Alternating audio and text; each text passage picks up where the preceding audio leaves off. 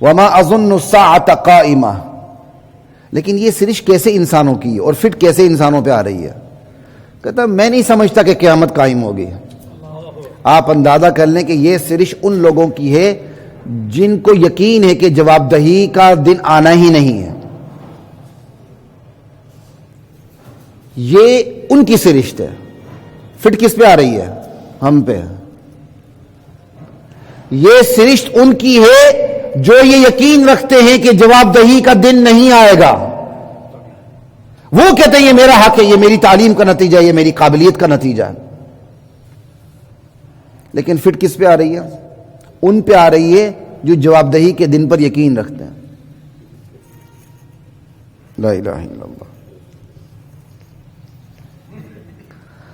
لا الہ الا اللہ، وَلَئِن رُجِعْتُ إِلَىٰ رَبِّي إِنَّ لِي عِندَهُ لَلْحُسْنَىٰ۔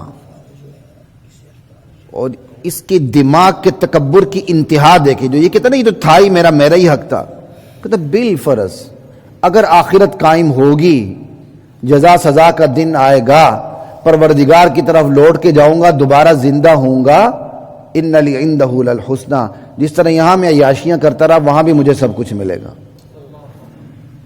ان لی عندہ للحسنی، تین تاکیدیں اس کو، اس خبیث الفطرت کو اتنا یقین ہے۔ اندہ الگ تاکید کے لیے، لی بھی پہرے لے آیا، ان لی عندہ للحسنی، لام بھی تاکید کا، تین تاکیدیں پیدا ہو گئیں۔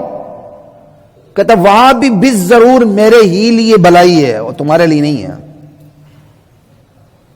یہ عجیب بات ہے، ظالم اور متکبر جو انسان ہوتا ہے نا، وہ اپنی اوقات بھول جاتا، وہ اپنی اوقات بھول جاتا۔ فَلَنُنَبِّئَنَّ الَّذِينَ كَفَرُوا بِمَا عَمِلُوا، کوئی بات نہیں، ان کافروں کے کرتوت ہم انہیں ضرور بتائیں گے۔ وَلَنُذِيقَنَّهُم مِّنْ عَذَابٍ غَلِيظٍ، اور شدید عذاب کا مزہ ان کو ضرور چکھائیں گے۔ وَإِذَا أَنْعَمْنَا عَلَى الْإِنسَانِ أَعْرَضَ وَنَأَىٰ بِجَانِبِهِ، جب ہم کسی انسان پر انعام کرتے ہیں، اعرض منہ موڑ لیتا ہے، ونأى بجانبی کروٹ پھیر لیتا، کنارہ کش ہو جاتا ہے، اکڑ جاتا۔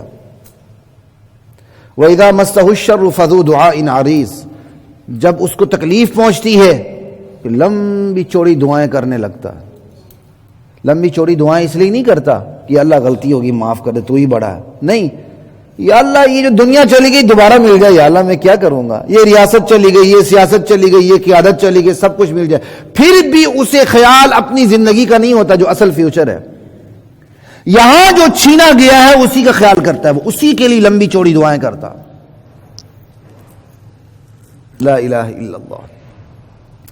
قل ارأیتم ان کان من عند اللہ، اب انہیں سمجھانے کی ایک کوشش ہو رہی ہے۔ یہ ان صورتوں میں سمجھانے کا بالکل اسلوب الگ ہے۔ میرے نبی آپ انہیں کہہ دیں یار ذرا سوچو تو صحیح،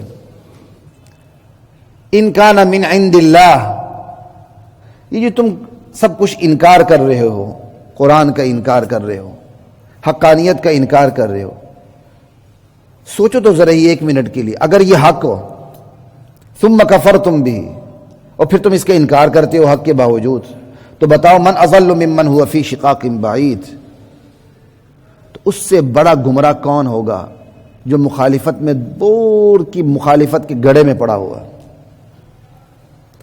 یعنی اس آیت کے ذریعے ان کو سوچنے پر مجبور کیا جا رہا ہے کہ تم بے تأمل قرآن کا، حقانیت کا، رسول اللہ کی باتوں کا انکار کر رہے ہو، ذرا ایک منٹ سوچو اگر یہ باتیں سچی ہوئی تو تمہارا کیا بنے گا۔ ان کو سوچنے پر مجبور کیا جا رہا ہے، اتنا تو سوچ لو ذرا۔ ایک بندہ سوچنے پہ آ جائے نا تو کچھ نہ کچھ بات بن جاتی ہے، لیکن ایک بندہ سوچنے پہ ہی نہ آئے، بالکل سرے سے آئے ہی نہ، آپ کیا کریں گے؟